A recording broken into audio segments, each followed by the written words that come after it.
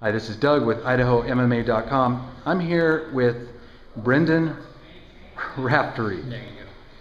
Thanks, Brendon, for your time. I appreciate it. Yeah, of course, man. Thanks for having me. Now, we're here at Combat Fitness. Tell me what it's like to train here at Combat Fitness. I love it, man. I wouldn't want to be any other gym.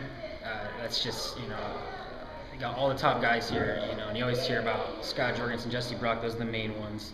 You got to forget, there's tons of other guys. You got Matt May, Freddie Ortega, Bill Pate, Chuck Fordyce, all these guys, this whole roster are just killers, man. And it's where I want to be to train. These guys are beating me up 24/7, and it makes it so that when you fight, you never run into anything you don't see before, and you're ready. These guys make sure you're ready, and you're always learning from the best. And that's, iron sharpens iron, and it's just how everybody gets better here. Right. Well, now we'll talk about your future here in a little bit, but let's talk about how you got started in mixed martial arts or martial arts, wrestling, in your career. Well, when I was young, 5, 6 years old, I got started in karate, Kempo karate. Did that for like 6, 7 years, and just kind of cliche kind of story. I found my dad's old like VHS UFC tapes. And I'd pop them in, and I'd just sit there just glued to the television, and I'm just like, this is the best thing ever. I remember watching like Ken Shamrock and Mark Coleman, all those guys, and I'm watching them fight. I'm like, and it was this fuzzy tape, and it would cut in and out. I'd be freaking out, but I realized, that's what I want to do. That's what I was put on this planet to do. Those guys are fighting, it looks fun. I want to do that. So, I did karate, I wrestled in a little bit in middle school, and then in high school as well, Meridian High School. Didn't do too well, I wasn't a great wrestler, but learned a lot from wrestling. Learned, work ethic, and it was one of the hardest things I've ever done in my life, and I recommend it to everybody. And, that's in high school. After wrestling, I got started MMA. I got started at Primal Tribe with Tom Sutton, and got my amateur career started there, and just dove right into it. Started fighting, 15 years old, it was my first fight, and I fought some guy who was like 22, and I beat him first round guillotine. So that was kind of it, man. The rest is history. I just kept fighting, kept learning, kept growing, and I love it. Now, you're 6-2 as an amateur, and you've got coming up your pro debut. Right. Now, tell me what that's like. I mean, you're going to be a pro mixed martial arts athlete, fastest growing sport in the world, most exciting. I mean, that's got to be pretty cool, right? Yeah, absolutely, man. Amateur was fun, and this is exactly what I wanted. I wanted to be pro. I want to fight the best guys. I want to fight the top guys.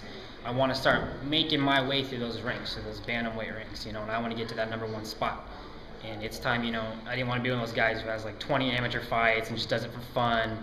I'm serious about this sport, and, I'm not here to mess around. I want to go right to the top, and I want to be one of the best fighters. Eventually, one day, I want to be in the pound-for-pound rankings. I want guys to be like Brendon Raftery. He's one of the best dudes. He's entertaining to watch. The dude's a scrapper. That's what I want. So I'm excited. I can't wait to make my pro debut and just climb the ranks, man. I can't wait. Yeah. Well, let's sort of backtrack. We just got done with high school state wrestling, and you said that you were wrestling. You didn't like go to the state or anything like that, right. But wrestling being the base, for all those young wrestlers out there, young athletes, talk about what ideas or suggestions would you give them getting into the sport of MMA? Sure, yeah. Well, wrestling alone, one of the best sports you can put your kids in, one of the best sports, period. I loved it. Like I said, I didn't do too well, but I learned so much just from that sport and being locked in that mat room, having the heat turned up to 90 degrees and just wrestling for 3 hours straight. It was hell.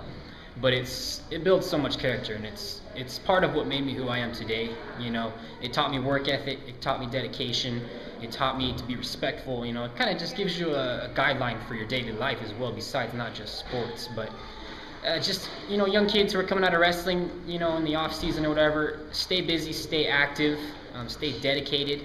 Okay, you can always come in here and start training your MMA, start training your jiu-jitsu. The biggest thing is just don't give up on your dream. If you want to make it to the UFC, or if you just want to stick with wrestling, don't give up on your dream. Even though, taking out the Olympics, all that bullshit. Stay busy, stay hungry. Don't let anybody talk you out of your dream. There's going to be people saying you're crazy, you want to fight for a living? Good luck with that, man, Forget it. Don't listen to them. Those are people who are not going to do anything with their lives. They're going to work 9 to 5 their whole life, and just stick to your dream, stay dedicated, work hard. Man, hard work pays off. So just keep working hard, stay dedicated, and you'll go places. Well, there's some great advice there. I mean, you've got, probably you couldn't be in a better spot in your division, 135 pounds. You've got Scott Jorgensen is going to be fighting Uriah Faber, and he's been there, done that. I mean, there's a guy that you can just go in there and see where you're at, Absolutely. Sort of judge yourself by him, and then you've got Jesse and all these other guys that are right. tough. Yeah, I love it when those guys teach me stuff, or when they teach classes. Like every time Scotty teaches a class, I just sit there and I try to just soak up everything I can. I try to just watch him, watch what he's doing, see what he has to say, because he's made it. He's in the UFC. He knows what he's talking about. He knows what works and what doesn't. So anytime he teaches, I'm just like a sponge. I just want to know what's he doing, how's he doing it, and I try to emulate that. And I say, it's just an honor to have these guys teaching you. We're very lucky here. All these guys, these guys my age, these guys my skill level, we're very lucky to have guys like, Tomitz, Jesse, Scotty, all these guys teaching us. It's awesome. So definitely a privilege and an advantage, in my opinion, having these guys to train with and kind of see where we're at and see where we need to be. Right. Yeah, well, I'll tell you what, as far as a fan, I haven't had a chance to see you fight. I know your fight's going to be in California, but maybe here soon, like maybe later in the summer, you can see it, maybe Rage in the Cage or something like that, and really like to see you. Yeah, I would love that. That's kind of the plan. Is I would, I might have a fight coming up April 13th here in Redding, California. But I would love to fight local. People are always asking, when are you going to fight here again? When are you going to fight here? You always fight in California, and I would love to fight here. I love my fans here, and I love the people here, and I just love putting on a show. I try not to ever have a boring fight. I always try to make it entertaining, and that's something that I wish more fighters would do. You got to realize these people pay tickets to come and see you. You don't want to go and just win a wrestling match, take the guy down, hold him. I try to make the fight exciting. I'm going to try and throw as many punches as I can, throw many crazy head kicks and whatever else, pick them up, slam them. I'm going to make it exciting. I want to make sure the fans get their money worth. So, yeah, Rage in the Cage, I would love it. I would love, Todd Carlson, please put me on your card. I would love to be on there. Give me a top bantamweight, and I'll smash them.